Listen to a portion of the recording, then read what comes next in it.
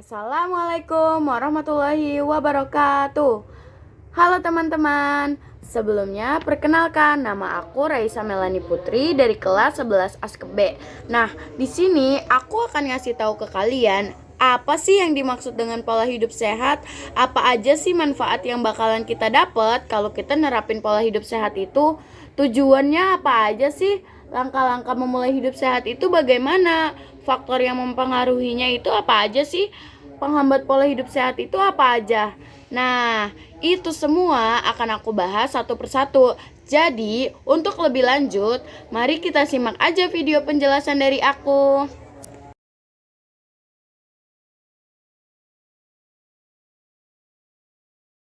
Sebelumnya, kalian pasti nggak asing nih sama yang namanya pola hidup sehat.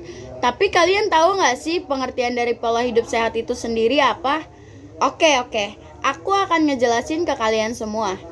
Dikutip dari Filosofi Hidup Sehat oleh Destri Lestari Widodo, pola hidup sehat adalah jalan yang harus dijalani untuk memperoleh fisik yang sehat serta jasmani dan rohani yang sehat juga loh teman-teman. Sehat dalam arti mendasar adalah segala hal yang dilakukan seseorang untuk memberikan hasil atau dampak yang baik bagi tubuh. Memiliki pola hidup sehat adalah suatu pilihan yang sangat tepat untuk melangsungkan kehidupan. Pola hidup sehat berhubungan dengan gaya hidup yang telah ditetapkan seseorang di dalam kehidupannya. Pola hidup sehat merupakan gaya hidup sehat dengan memperhatikan beberapa faktor yang dapat mempengaruhi kesehatan, diantaranya olahraga dan makan, teman-teman.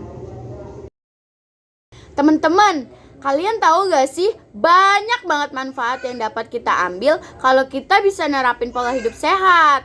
Pola hidup sehat memiliki banyak banget manfaat yang penting nih untuk kesehatan tubuh, baik secara fisik maupun secara mental. Adapun manfaat pola hidup sehat antara lain adalah sebagai berikut. Yang pertama, menjaga imunitas tubuh. Pola hidup sehat yang dibangun secara berkelanjutan akan berpengaruh langsung pada kondisi daya tahan tubuh. Menjaga kesehatan tubuh dapat menekankan paparan virus dan bakteri yang berpotensi menyerang sistem imunitas tubuh. Jadi, ketika seseorang konsisten menjalankan pola hidup sehat, imunitas yang kuat pun bisa menghindari dirinya dari berbagai risiko penyakit yang tidak diharapkan loh teman-teman. Yang kedua, memelihara berat badan ideal. Tubuh yang terlalu kurus memang tidak baik, tetapi tubuh yang kegemukan adalah pemicu dari berbagai penyakit kronis. Serem banget gak sih teman-teman? Penyakit yang berhubungan dengan jantung dan pembuluh darah, dari diabetes sampai stroke, tidak jarang ditimbulkan oleh kondisi berat badan obesitas atau tidak ideal. Membiasakan diri menjalani pola hidup sehat dapat mendatangkan manfaat berupa pemeliharaan berat badan ideal loh teman-teman. Yang ketiga, meningkatkan stamina dan energi. Pola makan yang teratur dan rajin berolahraga yang diterapkan selama menjalani pola hidup sehat dapat membuat produksi energi meningkat. Pasalnya, keteraturan tersebut membuat proses metabolisme tubuh lebih optimal sehingga meningkatkan energi dan stamina tubuh loh teman-teman. Yang keempat, memperbaiki kualitas tidur. Salah satu pola hidup sehat adalah beristirahat yang cukup. Istirahat yang cukup bukan hanya mengacu pada kuantitas, tetapi juga kualitas. Menjalani pola hidup sehat dapat memperbaiki kualitas tidur yang baik, yang biasanya dipengaruhi oleh aktivitas yang dilakukan, berat badan, dan kebiasaan mengkonsumsi makanan tertentu. Manfaat yang kelima, ada menjaga kesehatan mental. Budaya hidup sehat yang dijalani mampu menjaga dan meningkatkan kesejahteraan mental. Orang-orang yang konsisten menjalankan budaya hidup sehat cenderung lebih mampu mengelola stres dan menjaga suasana hati. Berarti itu hatinya tentram gitu gak sih teman-teman? Hal tersebut terjadi ketika seseorang makan teratur dan cukup beristirahat.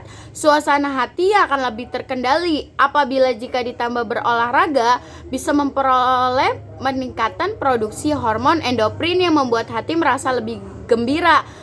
Keren banget kan manfaat-manfaatnya.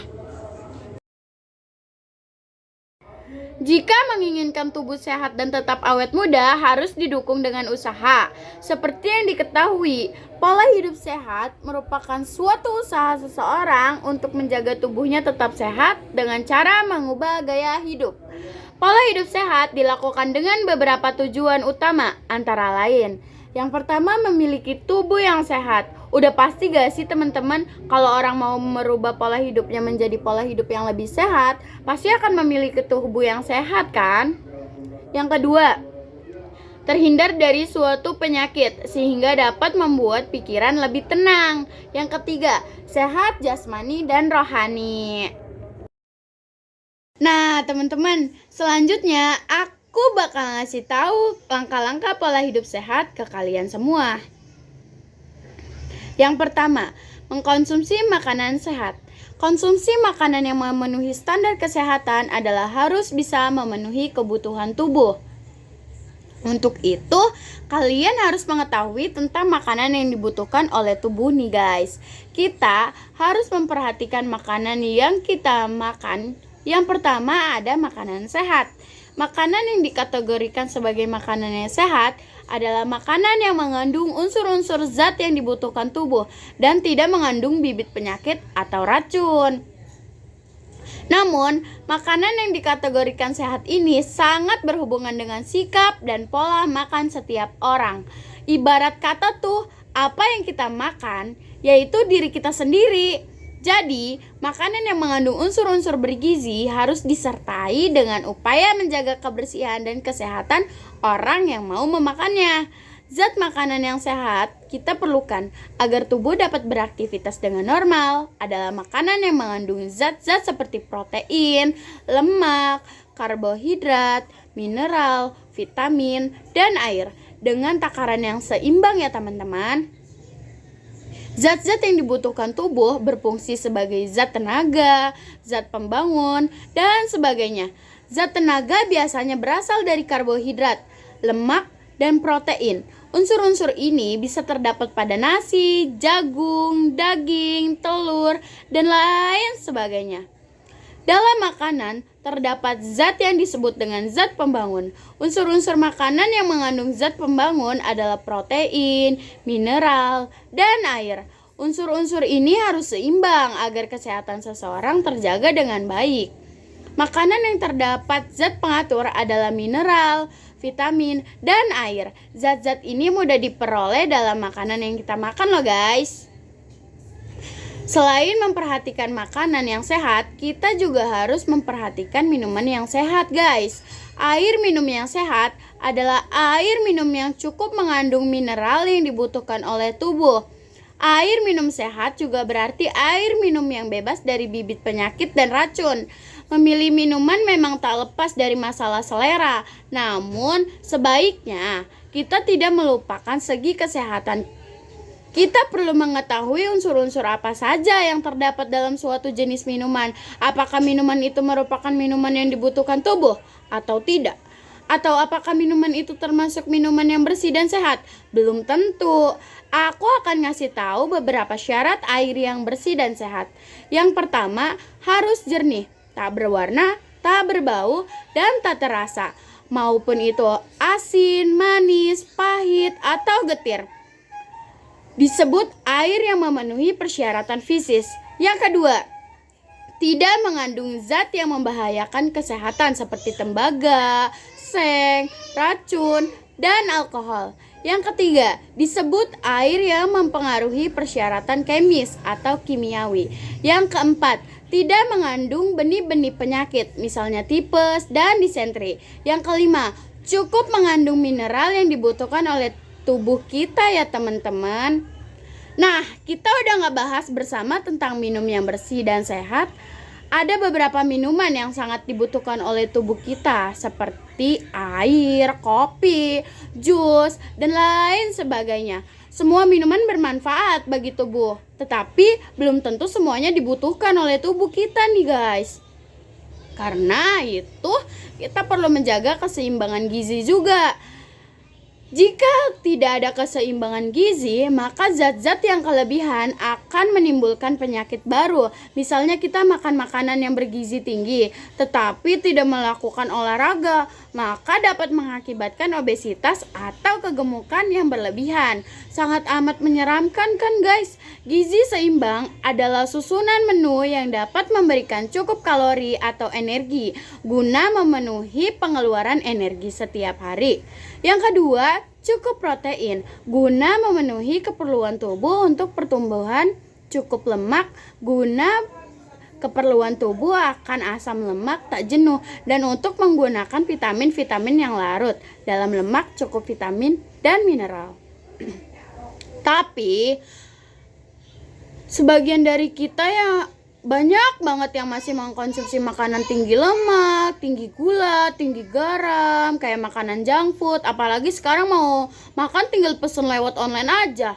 Padahal kalau kita tidak memikirkan pola makan sehat, kita dapat beresiko banget bagi tubuh kita guys. Banyak banget penyakit yang akan timbul kalau kita tidak memperhatikan makanan yang kita konsumsi. Contohnya obesitas, hipertensi, stroke, dan lain sebagainya. Nyeramin banget gak sih? Jadi karena aku tadi udah ngejelasin makanan-makanan apa aja nih yang mengandung gizi seimbang, makanan-makanan sehat itu apa aja, minuman sehat itu apa aja, jangan lupa diterapin ya guys, perlahan-lahan aja. Merubah pola hidup sehat itu emang gak gampang, tapi kalau kita coba pelan-pelan pasti akan terbiasa. Nah teman-teman, langkah kedua pola hidup sehat yaitu melakukan aktivitas fisik atau berolahraga. Olahraga wajib dilakukan usia berapapun kalian. Saat ini, olahraga merupakan pola hidup sehat yang perlu kalian biasakan. Tidak perlu berolahraga yang ekstrim. Yang penting kalian olahraga secukupnya aja. Kadang kesibukan merenggut waktu kita untuk berolahraga gak sih teman-teman? Saking sibuknya nih sampai lupa buat olahraga dan bahkan rasa malas menghantui kita. Tapi kita bisa ngelakuin olahraga yang sederhana aja, gak perlu yang berlebihan seperti olahragawan teman-teman. Contohnya seperti lari 3 kali mengelilingi rumah, lompat-lompat di kamar tidur, menggerakkan badan di kamar tamu, dan lain semacamnya. Intinya, tubuh kalian harus bergerak di luar kebiasaan yang dilakukan setiap harinya. Olahraga emang agak ngelelahin sih, tapi dari rasa melelahkan itu banyak banget manfaat yang dapat kita ambil dari olahraga ini loh teman-teman. Yang pertama, aktivitas fisik dapat mengimbangi energi yang masuk ke dalam tubuh yang berasal dari makanan yang dikonsumsi, sehingga menjadi kunci untuk menjaga keseimbangan energi sehingga mencegah terjadinya kegemukan atau obesitas. Yang kedua, aktivitas fisik juga dapat memperlancar sistem metabolisme tubuh kita loh teman-teman, serta memperkuat otot dan kepadatan tulang kita. Nah, yang ketiga, aktivitas fisik dapat memperlancar peredaran darah sehingga menurunnya risiko penyakit tidak menular. Misalnya penyakit kardiovaskuler, pembuluh darah, diabetes, serta hipertensi. Tuh kan banyak banget manfaat dari olahraga bagi tubuh kita. Jadi ayo berolahraga, jangan malesan-malesan lagi ya teman-teman. Langkah yang ketiga adalah pola tidur atau istirahat yang cukup. Sebagian dari orang beranggapan kalau istirahat merupakan hal yang sepele, padahal itu merupakan hal yang penting yang perlu dilakukan juga untuk menjaga hidup sehat. Setelah tidur, tubuh kita terasa lebih di-charger gak sih teman-teman? Kayak energi dan sel-sel yang sudah lemes, loyo akibat aktivitas seharian akan kembali lagi. Tapi jangan berlebihan juga kalau tidur. Waktu yang ideal untuk beristirahat atau tidur yang cukup adalah sekitar 8 jam per hari. Banyak para peneliti telah membuktikan bahwa tidur antara 6-5 jam itu lebih rendah tingkat kematiannya dibandingkan tidur sampai 8 jam per hari. Tidur 8 jam per hari dapat menyelesaikan pekerjaan secara profesional dan lebih cepat. Kalian harus membiasakan istirahat yang cukup mulai dari sekarang. Daripada nanti semua kegiatan kalian tinggalin akibat sakit, kan semakin numpuk jadinya. Bener gak sih teman-teman? Jadi makin males lagi ngerjain kalau udah numpuk. Langkah yang keempat ada mengondisikan udara yang bersih. Bagi yang tinggal di kota besar, sulit rasanya untuk bebas dari polusi. Walaupun demikian, kita harus berusaha meminimalisir hal tersebut, setidaknya tidak menambah buruk kondisi udara. Hal tersebut dapat kita lakukan dengan cara seperti menanam tanaman di sekeliling rumah dan menyisakan lahan untuk ditanami pohon, walaupun lahan itu hanya cukup untuk satu pohon.